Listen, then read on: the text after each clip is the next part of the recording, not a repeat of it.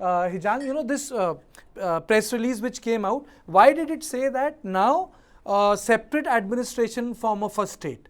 Earlier it was Article 6 and more autonomy. Why did that goalpost, Hijang, took place? Why has that happened? Kartikeya, thank you for the show again. And I also thank you for believing in me. I've been part of this show and then I've been telling the truth every time I'm part of this show. I don't believe in spreading lies and I don't believe in putting allegation without any substantial evidence. Now, coming to your point of Kuki and P Manipur, making a clear press statement saying that by separate administration, we mean separate state, which is not actually not new. It has been the demands of the Kuki community since the start of all this armed revolutionary movement. So now there's lots of pressure coming from all angles to clearly define what we really mean by separate administration. So, and this demand, as I was saying, this is not something new. It was much before this conflict. So the Kuki State Demand Committee was formed, and there are also lots of other people who are demanding states across India, and this Kuki State Demand Committee was part of this state demand the forum in India. So now I would say the demand is purely under the Constitution of India, which is under Article 3, which has clearly laid out how center can carve off state from a state. So also looking at that, you might be surprised why there is change in the goalpost. There's nothing changed in the goalpost. Earlier it was just we are saying separate administration. So every now and then keep asking what do we mean by separate administration. So that's why Kuki and P felt it is mandatory, and it is also good to come up clearly on why separate administration means a separate state. Looking into that, you also, as I was mentioning in the earlier talk show, the Manipur Hills and Valley was well a separate entity, socio-political, geography, and demographically. The hill and the valley was separate entity much before the coming of the British. But it was after India got independence and Manipur merged into India, the hills and the valley were brought under one administrative unit. Now, look at the situation, what is happening. The entire situation, I would also say, like Rohan, it is very unfortunate because people who've been living together after the Manipur was merged into India, we've been living together peacefully, with harmony, and then the bonding was so strong that when Meitei people comes to the hills, the kind of hospitality that we extended was something which is unparalleled. But unfortunately, there was some kind of untouchability which was practiced by the Meitei community, because they consider the tribal as untouchability. Whenever we went there, they call it mange, which means they are lost. That's the kind of discrimination which was practiced by them since long back. And also look at the whole chain of event. Now, in spite of all this physical, emotional separation, which is done by, I would say, the state government with some radical groups. Now, unfortunately, this entire community, the Meitei, whom we consider them as a very well-disciplined community living with good ethical values, now the whole community seems to be radicalized. Even forget about the common people, the academician, the bureaucrats, and all those people in power are all radicalized, that ultimately the divide has been so deep that the Kuki and P felt that has to be spelled out clearly once again. Now,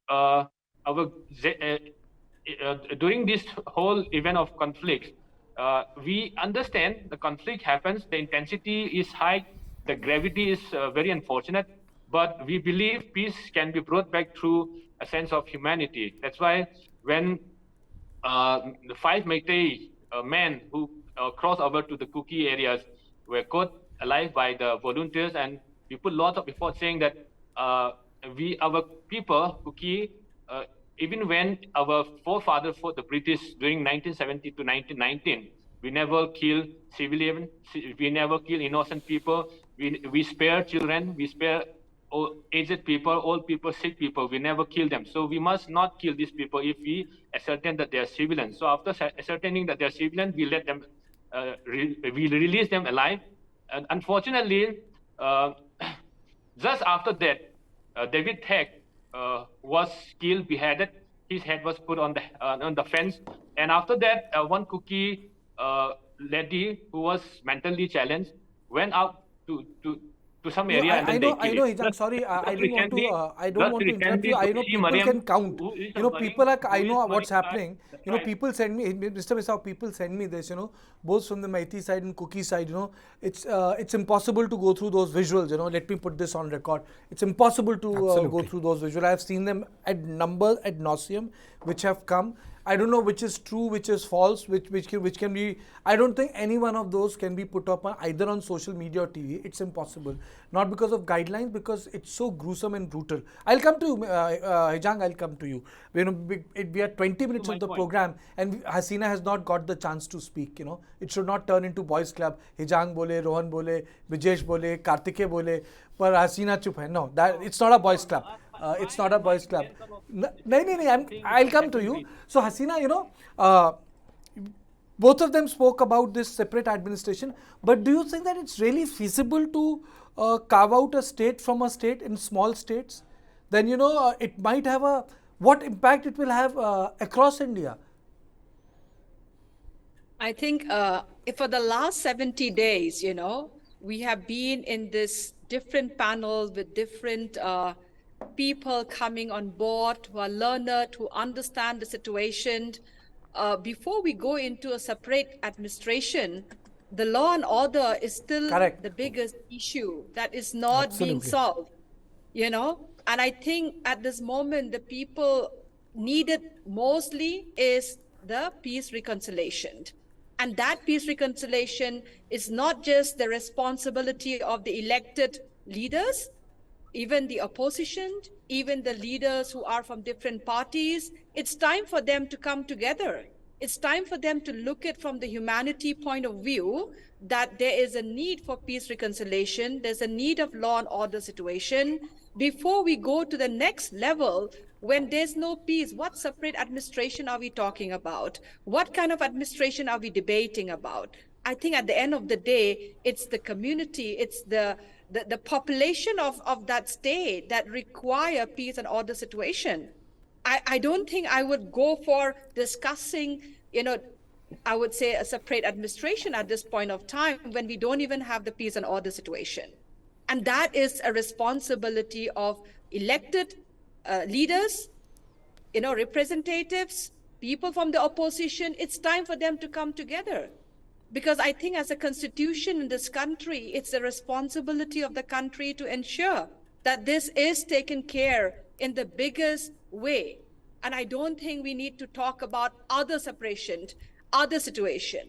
The law and order is an alarming day by day. Everybody is coming up with the viewpoint. Everybody is coming up with their anger.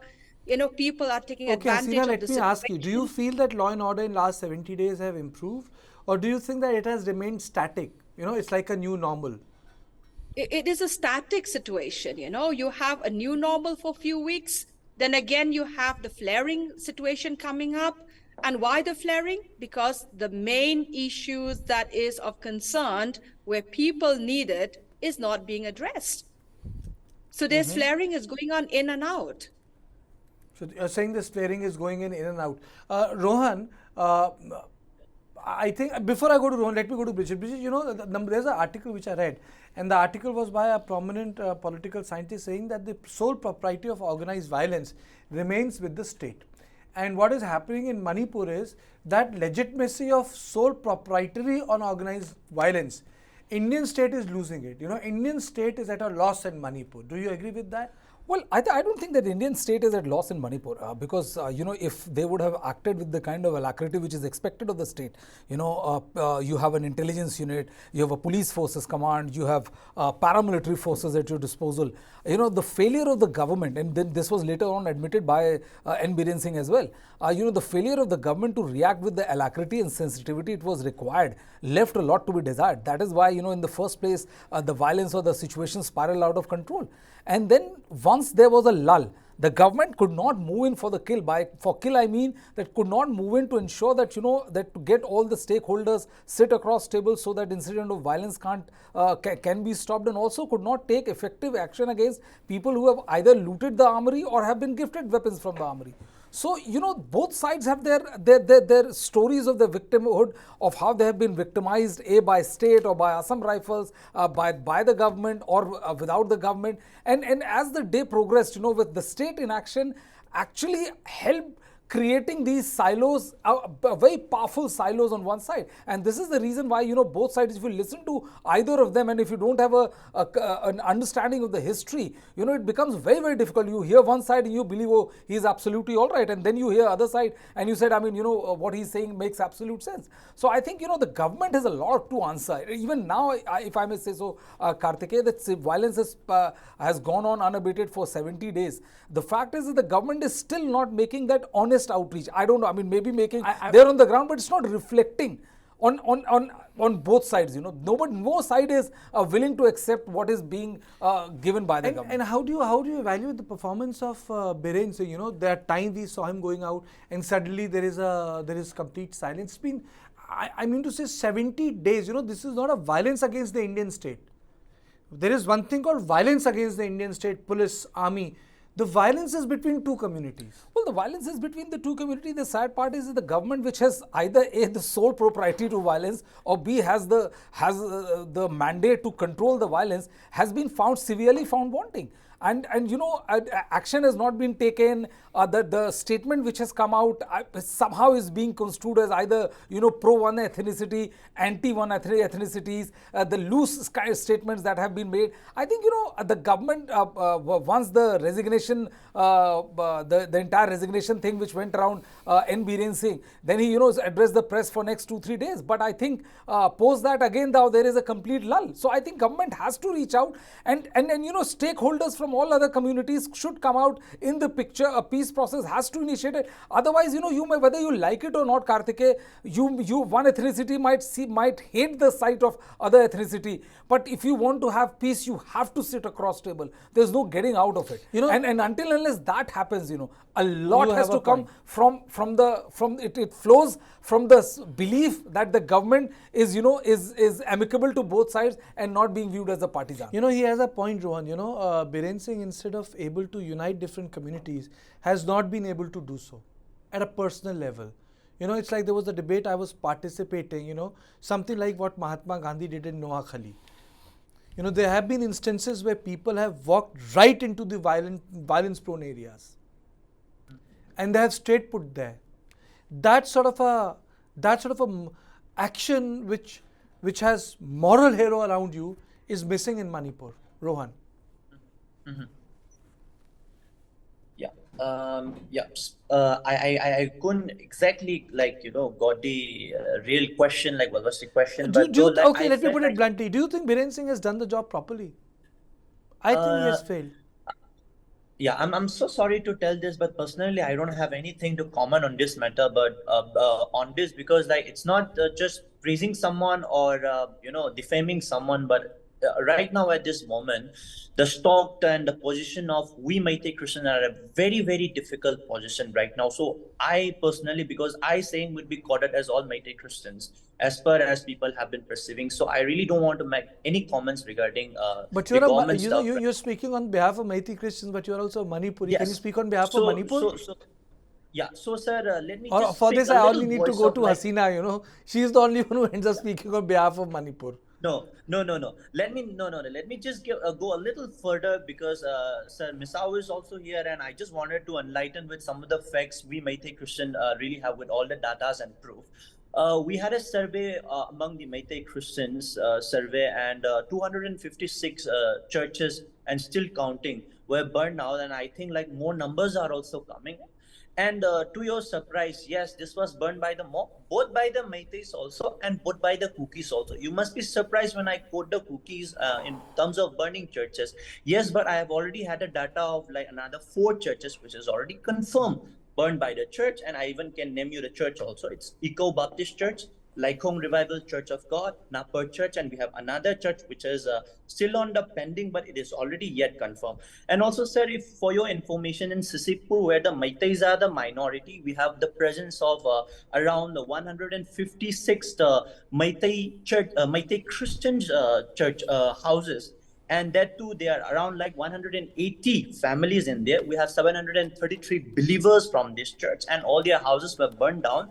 And yesterday, if you have gone to Telegram and the Hindus, it was coding properly that we have a pastor called Nabachandra all the way from Sisipur. He had been serving as a pastor in Sisipur for the past few decades, I hope so. And it was from 1984 itself. His house was also being burned down by the Kuki communities, despite being introducing him as a Christian, and he has been pastoring these people for quite a long time. So sometimes we felt like, sir, when EU was discussing all these matters, we heard very little point of we Meitei Christians, but most of the discussion was very based on the Kuki communities.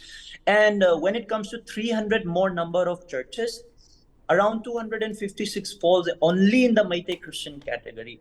And when the fundraisings or when any kind of sorts of these things are done, like I felt like Meitei Christians' voice has been totally sidelined, and that is the reason why we Meitei Christians are not really happy with it. Many people are concerned about the churches, and it has come to a very deep guard that it has already gone only to the Kuki side, that even there has been speeches that we Meitei Christian doesn't exist. So I have a very good news that 2 big organizations from Kuki, from Chennai and from Kerala, they are all both Christian organizations, big Christian organizations. But Rohan, they have that is implicitly the problem.